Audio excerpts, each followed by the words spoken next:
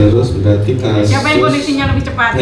Kasus 11 tracing kasus Ibu 101, kasus 12 juga kontak 01, kasus 13 klaster 03.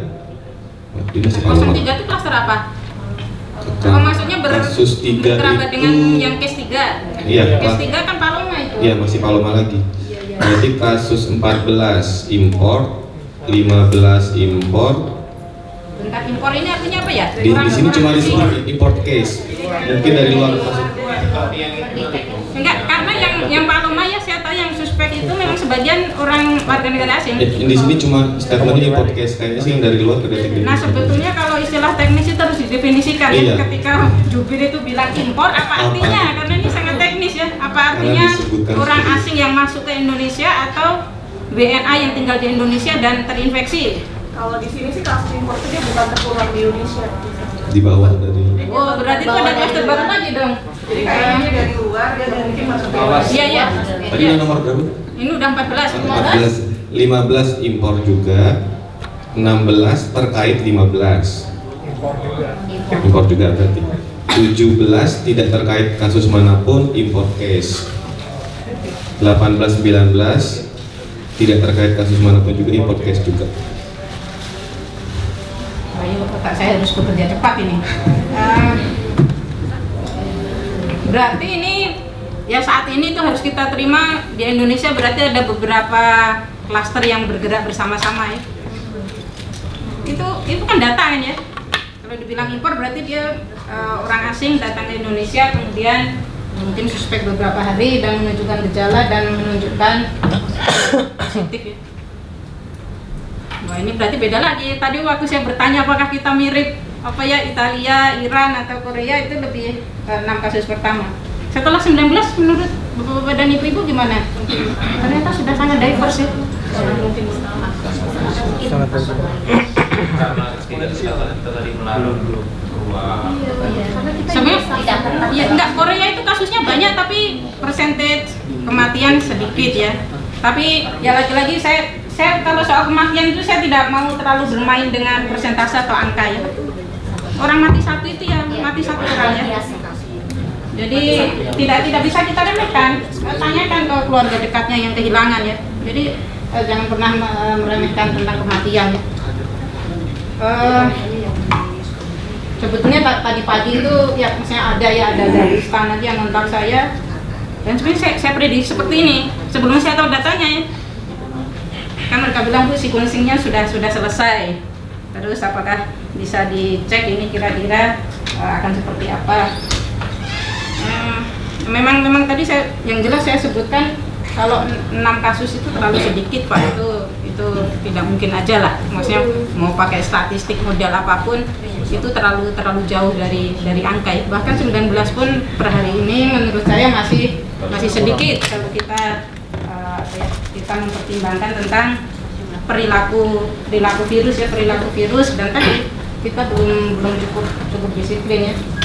Jadi sebelum saya lupa saya komen dulu tadi yang beberapa.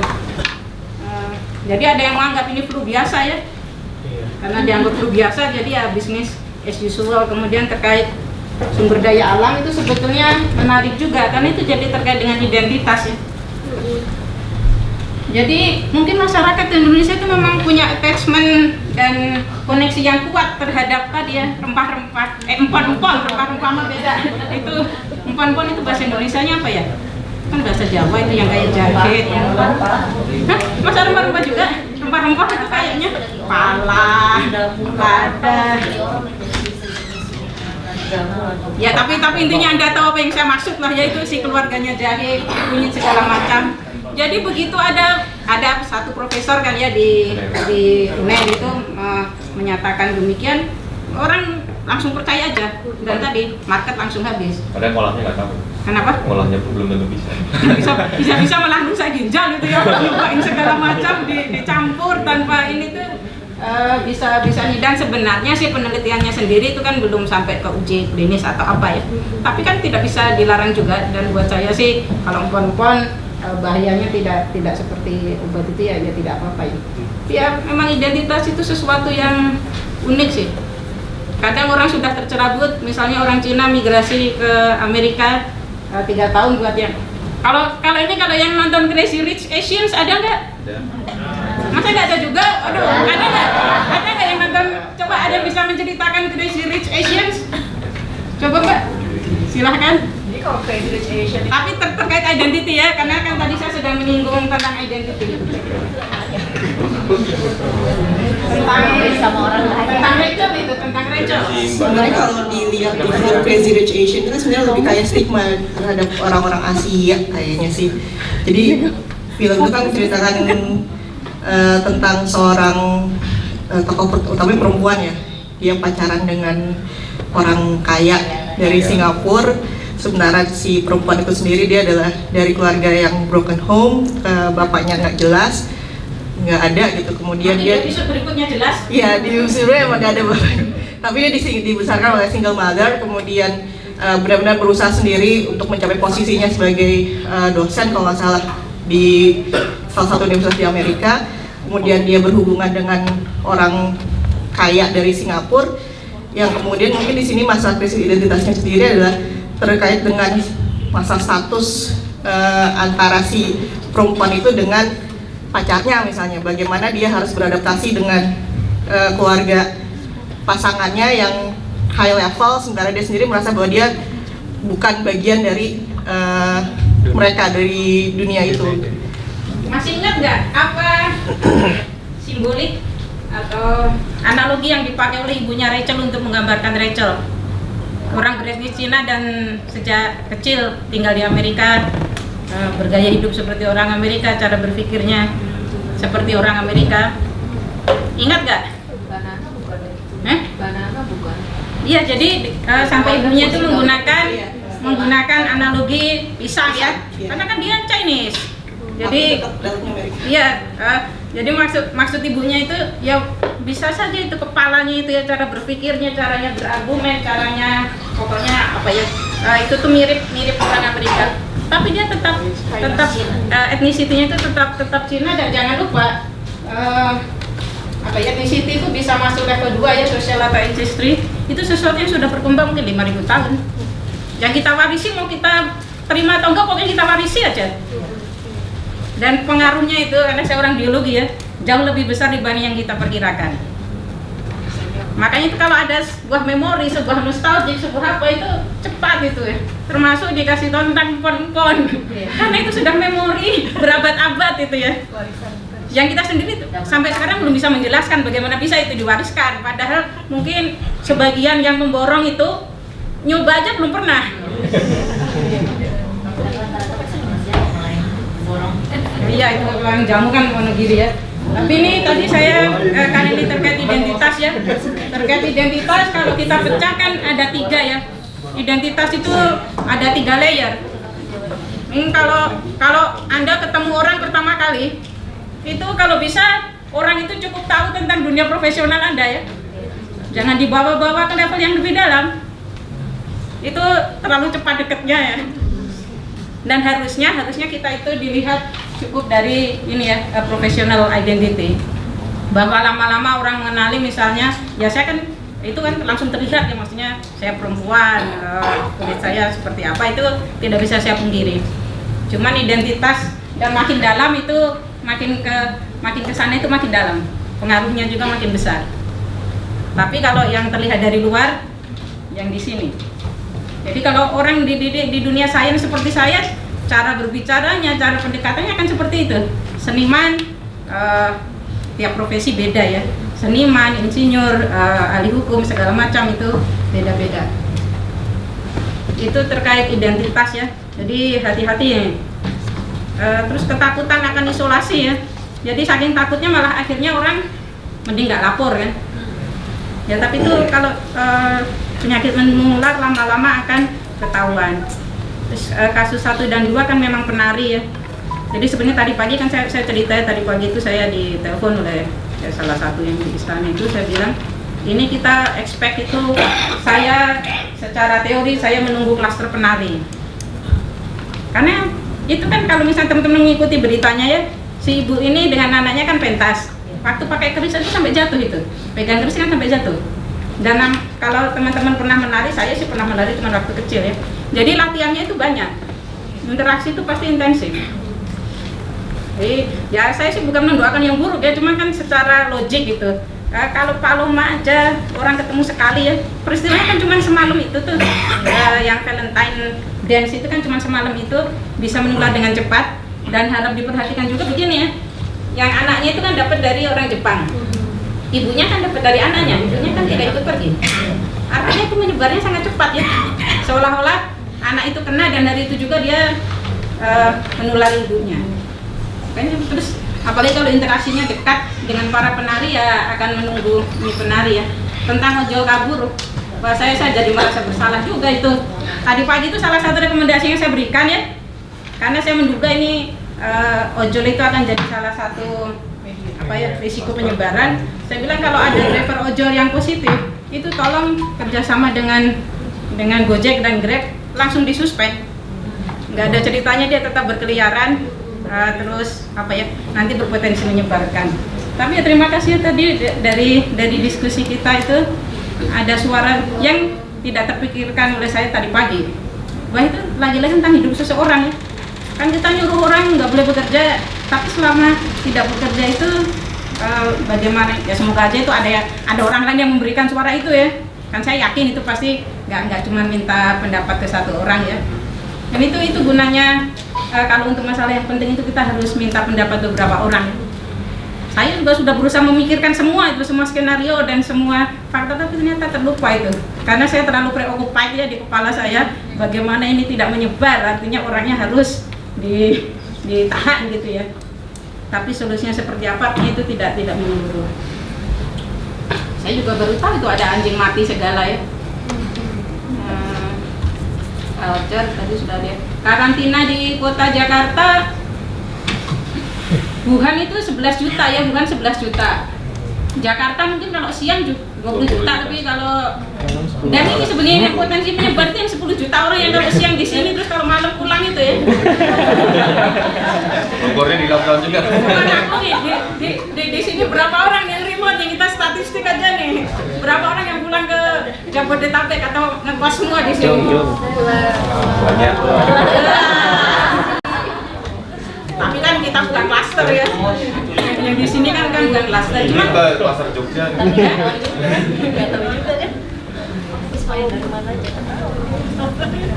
sebenarnya ya 19 itu berarti ya beredarnya di Jakarta Raya ya. Dan itu saya setuju, artinya kita harus siaga 1 sudah ini. Karena begitu ada local infection, itu sebenarnya kita pergi kemana itu udah nggak penting lagi ya. Kan ini sudah terjadi di Jakarta. Pertanyaannya itu bukan lagi kalau ada suspek ditanya, kamu pergi ke Cina nggak? Kamu pergi ke Paloma nggak? Itu tidak usah ditanyakan lagi. Kalau sudah 19 sama itu namanya sudah local infection ya, sudah cukup menyebar. Jadi kalau misalnya ada khususnya usia rentan gitu ya, usia tua, oh ya tadi saya lupa usianya di berapa ya? Kalau klaster Paloma mungkin 30-an 40-an. Ada yang 54, 13, ada yang 17 tahun juga. Ya jadi di Indonesia ini kan lucu kan, yang di atas 50 tahun tidak banyak kan. Di negara lain itu biasanya usia tua ya. Ini di Indonesia ya salah satunya karena yang pergi dance anak muda, bukan klaster awal itu ya. Terus yang dikus juga atau mungkin ini kasus-kasus impor ya.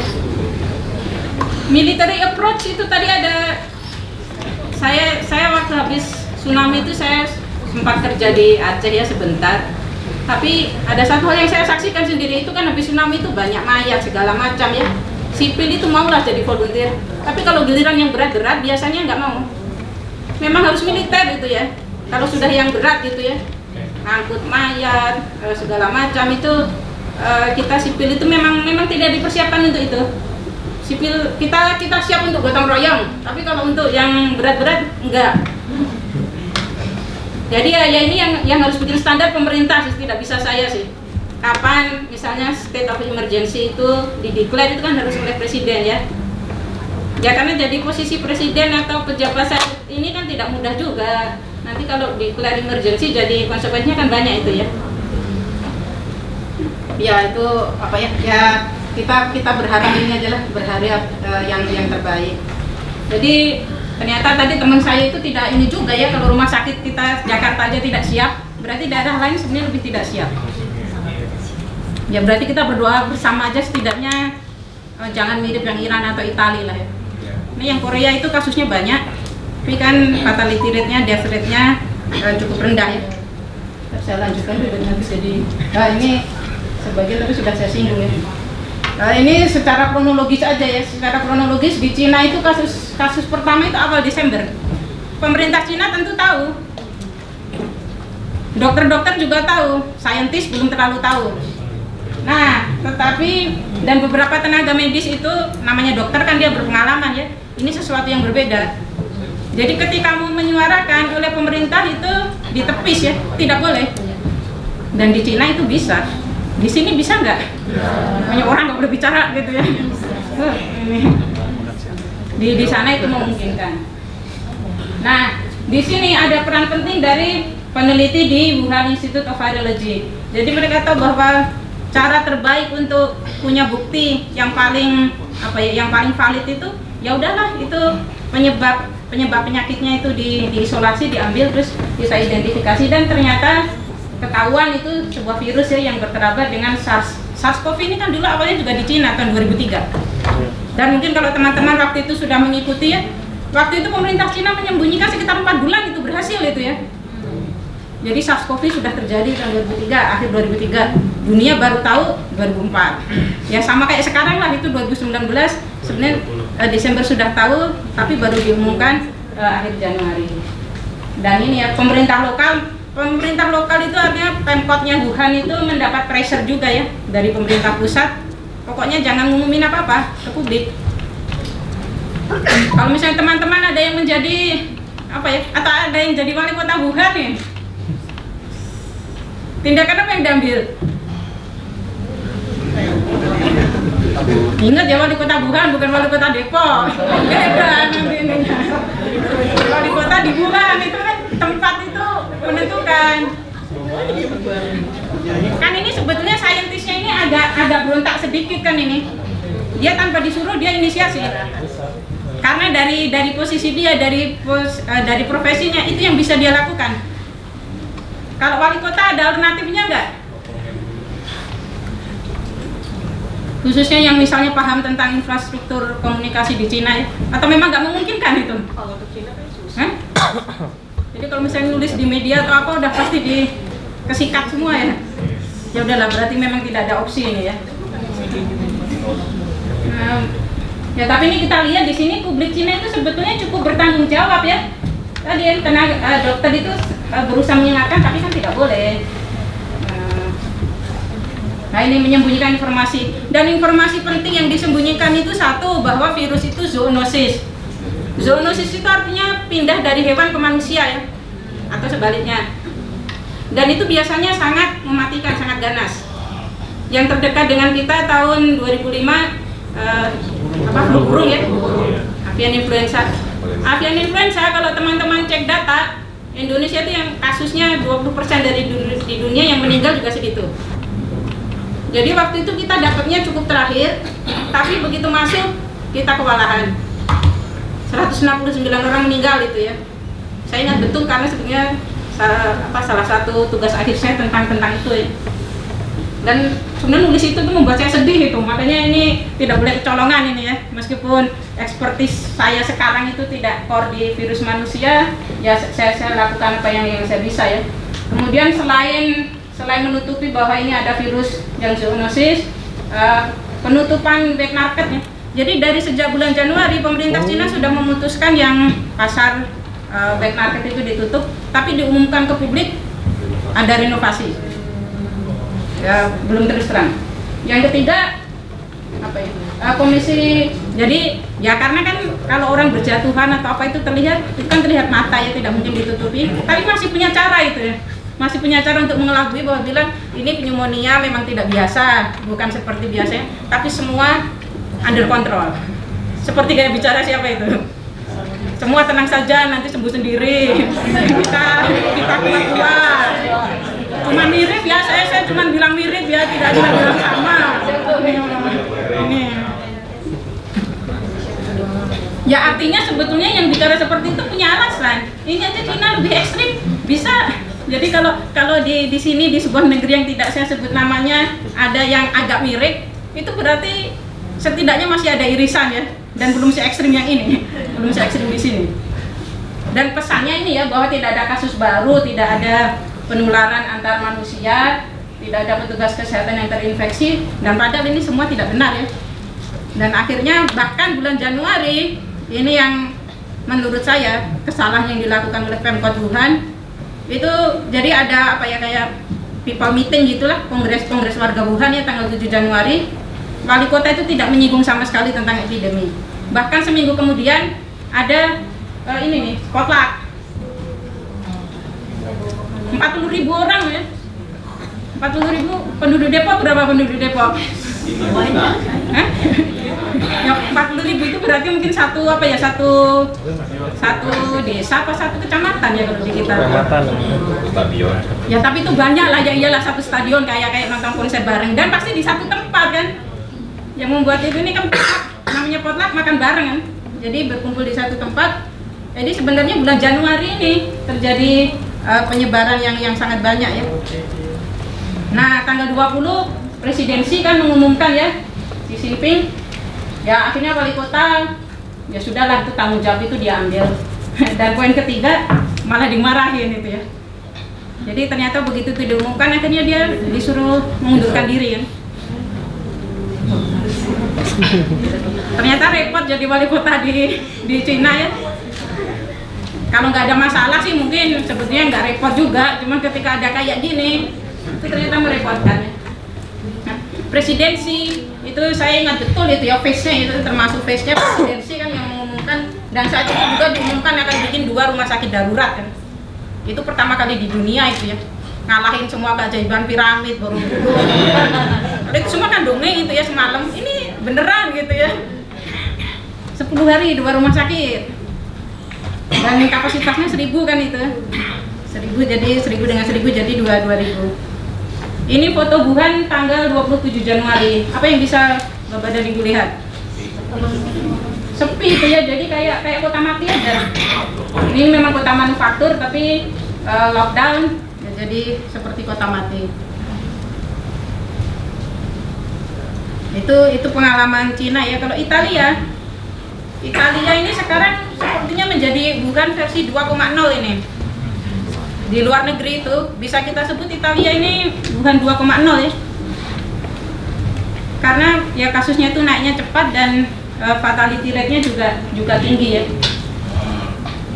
Kita melakukan yang sejenis ini nggak ini? Iya. Ini kesalahan Italia ya. Tapi kita tuh bisa bilang salah setelah terjadi sih. Kalau belum kan baru potensi salah itu ya, kan kita bilang ini kita potensi kecolongan, kita potensi kebobolan karena nggak begini. Terus pas terjadi baru bisa dibilang ya memang salah ya. Jadi mengkarantina tapi tidak serius lah ya. Karantina, isolasi, terus blocking dari luar negeri tapi tidak serius. Per hari ini kayaknya Italia itu sudah setengahnya ya, sudah setengah negara tutup itu ya. Milan itu sampai 2 hari yang lalu hashtagnya masih Milan doesn't stop. Sekarang stop beneran itu. Sampai 2 hari yang lalu masih hashtag. Ya ini Milan itu kan pusat ekonomi ya, fashion, media, Italia, yang kalau ditutup sama aja dengan menutup Italia ya. Itu ternyata lumpuh juga. Ya mirip dengan Wuhan, yang mirip dengan Wuhan begitu diumumkan. Korea Selatan. Coba ini kalau datanya seperti ini, apa artinya ini Korea Selatan?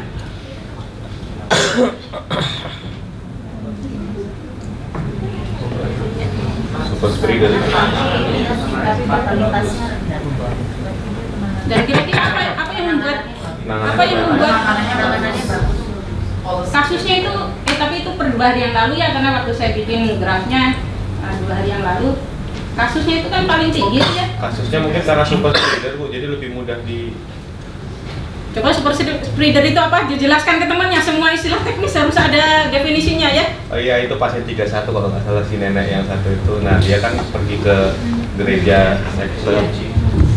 Nah, sekte tertentu lah maksudnya. maksudnya dia datang ke gereja yang di situ ada banyak orang, jadi boleh disebutkan meskipun itu sekte katanya tidak ilegal atau bagaimana gitu, jadi banyak orang juga yang tidak mengaku, tapi maksudnya akan lebih mudah melokalisirnya karena dia penyebarannya di situ. Mungkin itu juga akan terkait dengan kenapa rate-nya rendah, mungkin gitu. Amerika itu kan katanya negara maju tuh superpower. Coba lihat itu angkanya berapa. Amerika kelihatan nggak ya itu ya? Ya, 3 ke 12. Ya, Amerika itu sebelahnya Korea itu. Iya. Iya. Cukup tinggi ya. Italia kan tertinggi ya, Italia tertinggi di luar negeri ya. US itu nomor 2. Kok bisa itu negara superpower ngadepin virus ternyata ya beda tipis dengan kita lah. Jadi kita nggak buruk-buruk amat. Kalau pembandingnya Amerika ya. Kalau pembandingnya Amerika. Ya. Tapi kan dikritisi sekarang. Iya sama Pak. Kayak kita juga dikritisi kan Pak. Nggak maksud saya itu supaya kita ini Pak apa ya? Ternyata negara semaju Tapi Amerika. yang menurut itu bahkan harusnya di Amerika jauh lebih besar lagi karena undetected-nya banyak kalau menurut Iya. gitu kan. Dan baru setelah itu Presiden Trump itu setuju 1 juta testing ya. Iya, harvestingnya sedikit. Ya, jadi sekarang di Amerika itu targetnya 1 juta orang dites gitu. Screening aktif. Bukan hanya tadi kan Indonesia sebelumnya hanya screening suspek, terus kalau gejala dia dites. Kalau screening aktif itu ya itu termasuk yang punya histori kontak pun dites ya. Ya artinya Amerika termasuk yang buruk. Indonesia ya kasus 19 kasus sih masih agak susah ya. Agak susah mengambil kesimpulan, tapi nanti ada pembandingnya ya. Tapi di sini poinnya Korea termasuk yang sukses membendung. Selain karena penanganan, kira-kira karena apa? Ini kan kayak sangat powerful gitu. Maksudnya sangat powerful penanganannya gitu. Sampai meninggalnya itu 0, jauh di bawah rata-rata. Awareness masyarakatnya, pemerintahnya tadi sebagian kan sudah saya singgung ya. Dan tadi akan nasi orang biologis saya menduga memang genomnya pun sedikit berbeda. Cuma kan sekarang belum bisa di ini semua ya. Nanti itu semua. Nah ini dari seorang dokter di teman kuliah saya juga itu. Dan saya tanya, itu negaramu ngapain aja itu kok bisa ditahan kayak gitu ya? Nomor 1 katanya, ya memang harus beli alatnya dan pemerintahnya itu memutuskan universal healthcare ya untuk menanggung ini. Yang menarik, dia kalau positif gratis, nah terus kan harus masuk penanganan. Kalau negatif bayar itu ya. 100 berapa gitu dolar. Lebih banyak ya. Di Singapura juga sama kan? Di Singapura itu testingnya bayar 169 ya. Kalau positif kan harus ditanggung segala macam di cover. Di Indonesia tadi saya baru dapat gambaran angka. Kalau misalnya ada orang voluntary bayar itu mungkin 1 juta juga. Jadi kalau dia bukan suspek gitu ya. Datang gitu ya minta dites, ini saya kayaknya COVID ini, terus datang ke rumah sakit itu ya biaya real kit tanpa menghitung tenaga profesional segala macam sekitar 1 juta. Sekitar 1 juta. Ya ini terus ada breakthrough. Ya, terus ini tenaga kesehatan memang bersedia untuk kerja mati-matian. Ini di sini mungkin saya salah ya, tapi di Cina, Korea, Taiwan, Jepang, Singapura itu kayaknya dokter dan suster itu bisa tuh kerja gila-gila 18 jam. Saya nggak tahu di Eropa orang mau atau enggak. Artinya dokter di sana, perawat di sana itu mau atau enggak. Dan itu mungkin tadi ya terkait culture lagi. Orang timur itu pada saat harus dibutuhkan sanggup itu ya.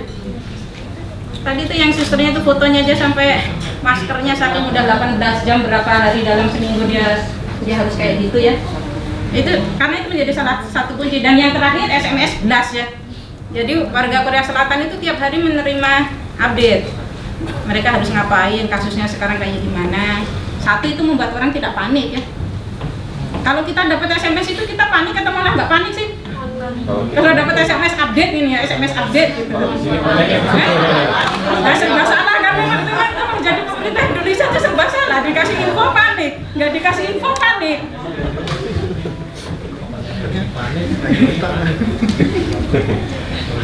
Borong lagi kan. Ya tapi harusnya informasi itu transparan ya. Informasi penting itu harus transparan. Nah ini yang kita ketahui itu ya, kalau kita bicara tentang evidence based policy itu terkait penyakit menular ya, karena COVID-19 penyakit menular, satu, jumlah kasus biasanya underestimated. Semua penyakit menular di masa lalu jumlahnya selalu underestimated ya, karena ini ya, yang beneran dihitung itu kan hanya yang parah dan yang mati, itu pasti nggak salah hitung. Tapi kayak yang sakit sembuh sendiri itu tidak akan dihitung itu ya, orangnya sakit sembuh sendiri, ke puskesmas juga enggak. Terus estimasi angka kematian itu biasanya memang terlalu tinggi di awal. Kira-kira apa penyebabnya? Misalnya itu ya, Korea pas pertama masuk kan pasti juga ngirain sekitar 2, sampai 3, ternyata bisa tuh 0,6. Apa yang bisa menekan? Membaginya dan penanganannya ya. Artinya gini, estimasi itu hanya berlaku kalau tanpa intervensi. Estimasi akan turun kalau intervensinya efektif ya. Tapi kalau ya dibiarin, angkanya akan segitu. Jadi itu sebuah pilihan ya, untuk sebuah negara, untuk sebuah pemerintahan, mau menekan, mau ya sudahlah angkanya segitu. Itu sebuah pilihan ya, dan tentu tidak mudah. Ini minggu pertama saya dengan teman-teman, minggu pertama ya setelah diumumkan tanggal 20 oleh presidensi di Indonesia itu ini belum ada istilah COVID ya, coronavirus. Tapi ternyata 5 tokoh yang muncul paling atas itu Menkes, terus dua siapa ya? Presiden Xi Jinping ya, terus Trump, Presiden Joko Widodo, terus yang terakhir Gubernur Sumatera Barat. Ada yang ingat itu kenapa Gubernur Sumatera Barat bisa muncul di minggu pertama? Oh, menerima tulis dari Kunming ini pakai sambutan. Memang netizen itu memang jahat ya. Memang netizen itu jahat. Dan ini rata ya, maksudnya itu seluruh Indonesia itu membicarakan. Top organisasi ya yang paling diharapkan itu Kementerian Kesehatan ya. Oh enggak, di sini tertinggi justru WHO. Apa artinya? Pas minggu pertama di Indonesia ya, untuk pengguna Twitter di Indonesia dan semua yang pakai hashtag, itu ternyata bukan Kemkes, bukan apa misalnya KSP atau apa, tapi WHO itu yang paling dicari orang. Ya karena update info yang memungkinkan ke WHO ya. Ini kan kasus di Cina, jadi kalau mengharapkan apa ya misalnya coronavirus itu apa sih, ya pasti pemerintah belum punya. Jadi ya netizen itu smart juga ya. Ini kan larinya ke WHO, mending larinya ke WHO bukan ke website abal-abal atau apa gitu ya. Artinya publik itu ada edukasi terkait penyakitnya. Ya ini intinya tuh ini saluran pernapasan ya, tapi juga ada demam. Nah jadi meskipun teman-teman mungkin bukan dari biologi atau virologi, kira-kira kalau kita bicara sampel atau spesimen itu yang diambil apanya sih? Kalau penyakit saluran pernapasan dan demam, darah bisa nggak darah?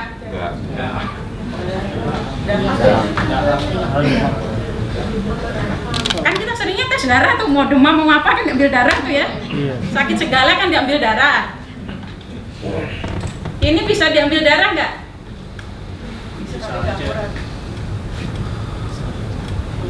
Jadi kalau orang dengan gejala COVID-19 diperiksa darahnya itu seperti kita survei kemiskinan tapi ke Kelapa Gading gitu ya. Sampling kan harus yang benar kan ya. Ya jadi itu kalau tidak, misalnya ini survei kemiskinan pergi ke Kelapa Gading nggak menemukan gitu ya, persentasenya 0, ya itu mah salah ngambil aja ya. Jadi ini memang harus di saluran pernapasan. Sebagian itu bisa swab ya, bisa di atas, tapi sebagian yang lebih susah itu memang harus di bawah ya. Ngambilnya itu lebih susah lagi. Saya juga nggak kebayang gimana, itu sudah urusan medis ya. Itu karena penyakit saluran pernapasan. Ini gambar detail virusnya. Nah, yang ingin saya tekankan di sini tuh, jadi bentuk virusnya itu memang seperti ini ya. Disebut corona itu karena dia seperti mahkota ya, crown itu ya. Yang ini kan spike, ini sebenarnya protein spike itu tuh crownnya ya. Dan ini kunci, kalau ini sel manusia ini ya. Ini sel manusia, ini bentuk virus memang seperti ini. Memang seperti ini. Di manusia yang menerima itu namanya ACE2. Yang menarik, ACE2 itu dulunya fungsinya lebih ke jantung ya. dulu hanya terkait dengan jantung. Sebelum akhirnya dikenali ternyata dia menjadi apa ya, kayak kunci dan gembok untuk SARS-CoV ya, baik SARS-CoV yang tahun 2002 maupun yang sekarang. Artinya kan sebagian ada yang bilang orang Melayu mah nggak mungkin kena. Itu artinya sama aja dia bilang bahwa ACE-nya beda dengan orang lain. Itu kira-kira benar nggak itu kalau ada statement bahwa orang Melayu nggak mungkin kena? Definisi orang Melayu aja kan susah. Saya orang Jawa, saya bukan orang Melayu. Saya by ethnicity ya, by ethnicity saya kan orang Jawa, orang Melayu. Tapi kalau di Singapura ya, di Singapura dengan di Malaysia itu, saya tanya ke teman di Minister of Health di sana, yang kena memang di Singapura itu etnis Cina dengan Bangladesh dan satu yang PRT dari Indonesia. Di Malaysia juga sama. Jadi yang orang Melayunya tidak kena. Itu artinya orang Melayu powerful atau apaan?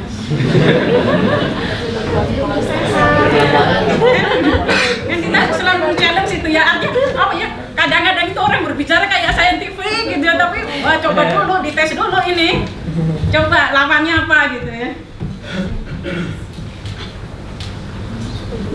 Maksudnya di Singapura, kecuali yang Safra Jurong saya belum cek ya, itu mana maksudnya etnisitinya apa aja. Tapi kalau Singapura dengan Malaysia memang seperti itu, datanya menunjukkan seperti itu. Kalau secara ini sih kayaknya enggak lah, kalau selama masih sesama manusia ya ACE2-nya sama.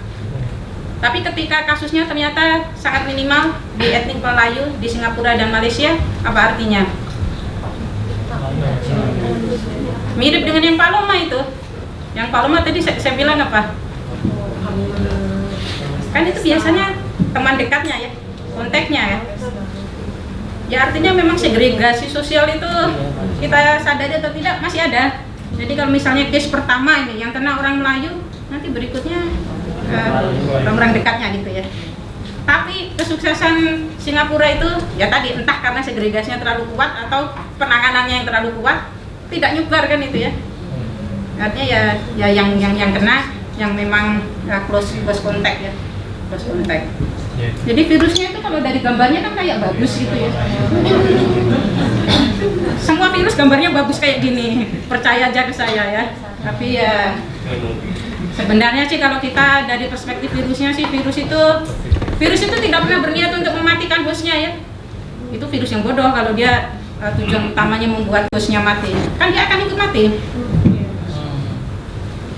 Terus gimana cara canggihnya supaya dia tidak ikut mati? Kan misalnya masuk ke seseorangnya mati, virusnya kan udah nggak bisa berbanyak lagi, kan sel orangnya jadi mati. Jadi sebenarnya yang terjadi ke virus itu gini, ini kan virus itu punya mahkota, dia masuk ke sini, ini sel manusia ini ya. Sel manusia itu harusnya berguna untuk dirinya sendiri itu ya, untuk apa, untuk segala aktivitas, jadi diambil alih virus semua mesin biologis kita itu jadi diambil alih. Nah, kalau orangnya mati, virusnya juga nggak bisa ngapa-ngapain lagi. Jadi virus itu sebenarnya tidak pernah berniat membunuh ya. Kalau ternyata orangnya mati, atau saya kan nelitinya udang ya, atau udangnya mati, yaitu itu karena imunitas yang lemah aja. Tapi intinya begini, dan ini salah satu kunci mengapa menyebar, virus dia akan tahu ketika sel hostnya itu akan mati, dan dia akan pindah itu. Itu salah satu strateginya untuk survival. Semua makhluk hidup, karena saya belajar virus, jadi kalau orang virologi itu menganggap virus itu makhluk hidup, tapi yang lain kan tidak menganggap dia hidup ya. Jadi dalam konteks ini, semua makhluk hidup itu kan ya tujuannya ada gitu ya. Jadi dia harus menyelamatkan dirinya untuk survival. Ya, kalau tahu ini kok orangnya kayak ini ya, selnya kok kayak udah mulai 5 watt gitu ya, dia mengenali itu, dia akan jump. Bahkan sebelum orangnya 5 watt kan, kalau strateginya memang pokoknya saya mau ekspansi sebanyak-banyaknya. Virus juga kan pengen migrasi ya, namanya cuma manusia tuh. Jadi virusnya kalau udah terlalu padat gitu, dia juga akan migrasi. Ini virus. Dan ini sampai sekarang, jadi kalau misalnya mendapat info, kalau SARS-CoV itu memang jelas dari kelelawar ya, terus dia ke rodent, ke manusia. MERS-CoV dia jelas dari, belum tentu dari kelelawar, tapi dia masuk ke unta, terus jam ke manusia. SARS-CoV memang diduga dia dari kelelawar, terus ada satu lagi hewan entah apa, terus baru ke manusia. Kalau berdasarkan data genomnya, dia pindah itu cuma sekali ya. Jadi ini virus yang luar biasa ini, yang mengenai orang pertama. Jadi bukan misalnya ini virusnya banyak, mengenai si A, si B, si C, si D gitu enggak. Dia cuma sekali lompat itu kan, dia awalnya di hewan yang kita belum tahu hewan apa itu ya. Jadi satu virus ini lompat ke manusia dan yang lain keturunannya semua. Bukan terjadi berkali-kali. Kalau terjadi berkali-kali lebih chaos lagi ya. Kalau misalnya dari hewan ini masih ada yang aktif loncat ke manusia, itu lebih chaos lagi. Jadi berdasarkan data hanya sekali. Tadi pemerintah Cina mengumumkan tanggal 20, WHO baru tanggal 30 mengumumkan sebagai emergency internasional. Itu terlalu terlambat, sudah waktunya, timingnya tepat atau gimana itu kalau Anda menjadi pejabat WHO?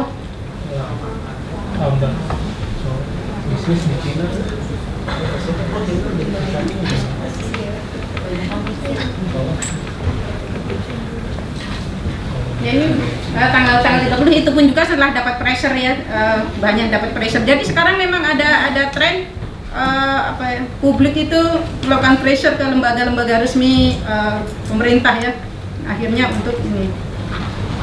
Nah, ini kalau beberapa angka terkait infeksi, ini death rate dengan kasus itu apa yang bisa Anda lihat dari dua graf ini. Yang satu kasus kematian ya, yang satu jumlah kasus yang mati dan jumlah kasus. Gambarnya kongruen nggak itu? Kongruen itu sebangun ya, artinya itu kan dua data yang berbeda. Sebangun tidak? Artinya apa? Artinya apa? Artinya ini padahal hari yang berbeda kan ya. Misalnya itu ya Desember tanggal 29, Januari tanggal 22, Januari tanggal 25. Artinya apa? Gambarnya itu siapa tadi yang bilang konsisten? Itu benar ya. Jadi ketika kita bicara death rate itu konstan. Dia proporsinya terhadap kasus itu akan konstan kalau tidak ada intervensi. Dan sampai tanggal Februari 16 masih seperti itu ya. Ya karena di Cina cukup kewalahan. Artinya ada angka yang konstan. Ya sama itu kalau konsisten dengan konstan itu sama, tapi kalau apa ya di matematik biasanya kita gunakan istilahnya konstan ya. Ada yang ingat ini gambar apa? Jemput WNI. Jemput WNI. Ya ini waktu jemput WNI Wuhan ya. Kalau Anda jadi flight attendant-nya Batik Air, mau nggak itu diberangkatkan? Atau cuti dulu? Jadi kalau dapat surat penugasan, saya cuti Pak, saya lagi batuk-batuk gitu ya. Ya ini orang-orang seperti ini itu sebetulnya orang-orang yang tahu risikonya, atau bisa jadi ya kadang kan ada jenis orang yang terlalu cuek juga. Orang yang cuek itu dibutuhkan kok saat-saat itu. Orang yang ini pokoknya apa ini konyol, cuek itu tuh dibutuhkan pada saat yang seperti ini dibutuhkan. Kalau orang normal kan mikir ya. Orang normal tuh akan mikir ya. Orang normal dalam kategori normal kita ya. Orang normal akan berpikir gitu. Nah, ini tuh ketika sebelum Presiden Trump memutuskan untuk memulangkan warga negara Amerika di Diamond Princess itu ya, di kapal pesiar. Yang merah Diamond Princess, yang biru Hubei. Apa itu artinya? Ketika grafiknya itu apa ya, kayak nempel gitu. Mengapa akhirnya ketika diberi grafik ini Presiden Trump itu meskipun suka nggak saintifik tapi nurut gitu ya?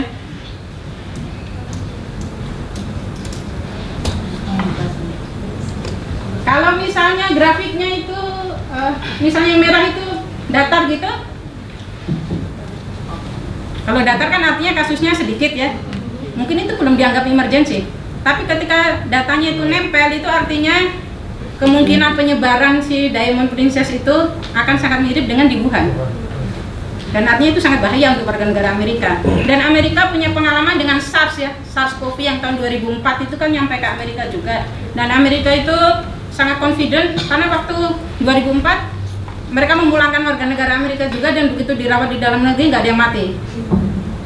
Jadi berdasarkan pengalaman 2004, Amerika percaya diri itu, makanya yang dari Wuhan dipulangin, Diamond Princess dipulangkan daripada tetap di Cina tapi tidak terurus ya, karena pemerintah Cina sendiri kan sudah sangat overwhelmed. Tapi di sini kalau kita lihat data yang bagus itu, makanya Diamond Princess itu dipisahkan ya. Dia tidak termasuk negara Jepang, tidak termasuk negara manapun. Dia empire sendiri. Karena itu kasusnya itu ini sendiri. Jadi secara saintifik harus begitu. Dan itu ternyata kepadatan si Diamond Princess itu artinya luas dibagi jumlah orang itu hampir sama dengan kepadatan Wuhan. Dan ini datanya konsisten ya. Kalau ini konsisten lah, kalau ini bukan konstan, kalau ini konsisten ini. Nah, konsisten ya. Ini yang tadi disebut itu ya, jadi ada yang ke gereja itu, ada klaster pengurus gereja, ada klaster jamaah ya. Jadi menular itu real. Dan data seperti ini bisa didapatkan ya, selain tadi ya data kontak, juga kalau yang paling dalam itu kalau ada data genomiknya ya. Jadi penyebaran itu nyata, dan ini tanggal 29 Januari, 5 Februari itu menyebar di situ ya, berputar-putar. Ini yang merah itu lupa. Iran. Oh ya, Iran. Yang lain Prancis, Kanada, Amerika, Inggris. Artinya memang Iran itu berbeda ya dari 10 hari pertama ini ya. 10 hari pertama aja sudah langsung loncat. Ada yang ingat kira-kira faktor apa di Iran yang membuat dia cepat?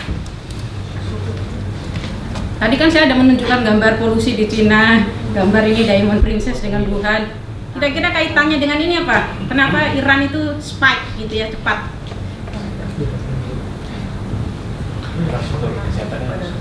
Kenapa? Infrastruktur kesehatan Iran sebenarnya cukup baik ya. Karena pasca perang kemarin juga Iya. secara dari internasional baik di Korea. Jadi di minggu pertama pemerintah Iran itu masih sibuk menyebut ini konspirasi ya. Ternyata itu membuat bahkan level pemerintah kan jadi tidak fokus ya. Ya kan kalau energi kita itu disibukkan dengan berpikir ini aku diserang karena apa? Karena apa sih, tahu ya kalau misalnya kan paling yang nyerang kalau nggak si A si B gitu kan. Jadi dia bisa lah mendefinisikan alasan. Kalau kan itu jadi apa ya? Jadi baperan itu, ini aku diserang oleh siapa? Karena salahku yang mana? Sampai akhirnya tidak fokus ya. Kemudian alasan kedua, alasan yang lebih penting lagi Budaya terkait jadi ada satu semacam budaya di Iran sendiri, ketika orang meninggal, orang yang akan yang sehat ataupun orang yang sedang hidup akan dia menempelkan air matanya ke badan orang yang meninggal. Jadi ketika orang yang lain menyentuhkan, dia akan menempelkan lagi ke mukanya kan, otomatis. Jadi misalkan saya ada orang meninggal di depan saya menangis, air mata saya tempelkan ke orang yang meninggal ini, orang di belakang saya pasti melakukan hal sama dan itu berulang sekali. saya juga baru tahu ini. Berarti itu juga faktor penting. Yang lain lagi, kira-kira mengapa penyebaran di Iran sangat cepat?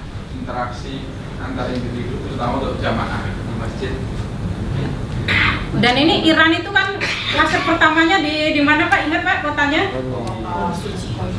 Di kota sucinya kan? Di Qum ya. Di Qum itu kan memang seperti Jombangnya lah ya kalau di Indonesia. Itu daerah pesantrennya. Jadi sangat padat, sangat padat. Sangat padat, semua orang ke situ ya, jadi lebih cepat. Ya mirip dengan Wuhan karena itu kota manufaktur. Jadi daerah di mana kepadatannya tinggi ya menyebarnya lebih cepat ya. Nah, hal seperti ini tuh penting karena misalnya kalau saya jadi pemerintah, misalnya pemerintah Prancis, pemerintah yang lain itu jadi tahu ini yang saya hadepin itu apakah versi ganas atau yang bisa diatasi. Awal Maret itu ini penting ya. Jadi di Wuhan di Cina itu peaknya itu pertengahan Februari tapi terus sudah slowing down ya.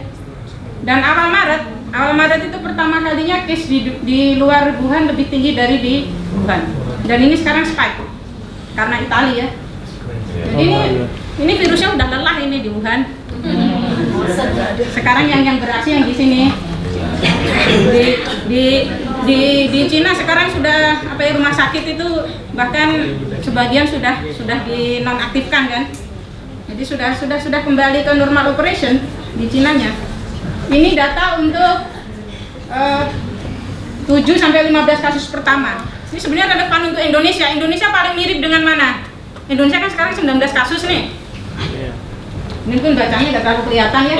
Tapi ini itu Macau ini ya. Macau, Queensland di Australia, Victoria, South Australia, karena ini yang bikin orang Australia, jadi Australia dia pecah, Kroasia. Indonesia kalau teman-teman ingat mirip yang mana berarti?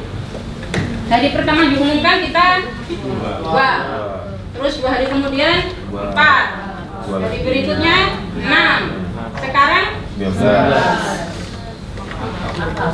Jadi kalau